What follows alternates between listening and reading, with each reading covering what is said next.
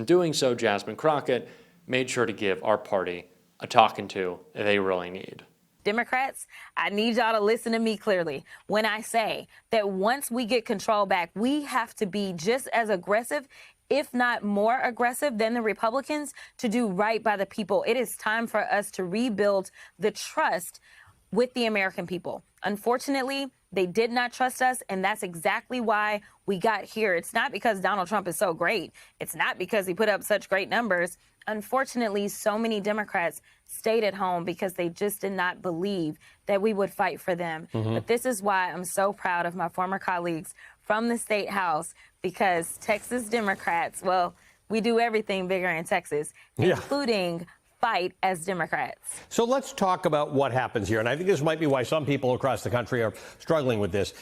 This is not a Texas problem. If Texas creates 5 more House of Representative seats, that's an America thing, right? That could be the distinction. That could be the difference between Republicans keeping hold of Congress in the midterm elections or not. No, it absolutely could be. I mean, think about it this way. Right now, the Democrats should control the House, but we don't. And the only reason we don't control the House isn't because we didn't work hard, isn't because we didn't raise money, isn't because we didn't put up good candidates, but it is because North Carolina, as soon as they ended up with a Republican majority on that Supreme Court, decided to redraw the lines again. And instead of that state being 7-7, which sounds like how that state has historically been voting, instead now the congressional delegation is 10 Republicans and 4 Democrats. They took 3 seats away from us, and those 3 seats would have made the difference in having a Speaker Johnson and a Speaker Jeffries. And, well, one of those is bigger, better, and greater than the other, and I'm sure you know which one that is.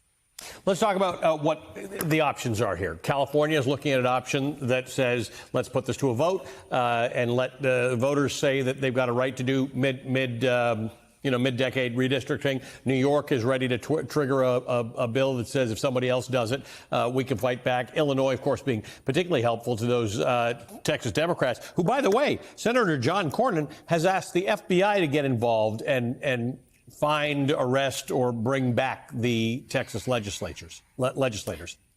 Yeah, this is interesting.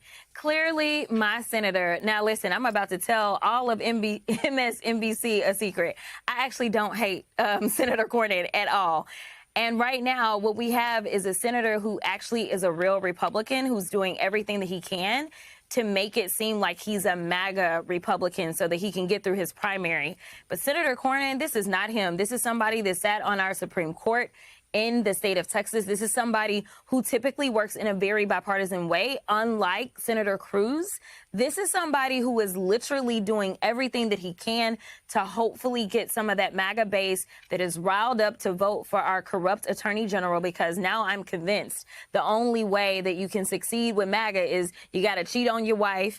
This is exactly the type of fight we need to see out of Democrats right now. This is the way we need to oppose this administration. And it should not just stop with the Texas redistricting battle. For decades now, Republicans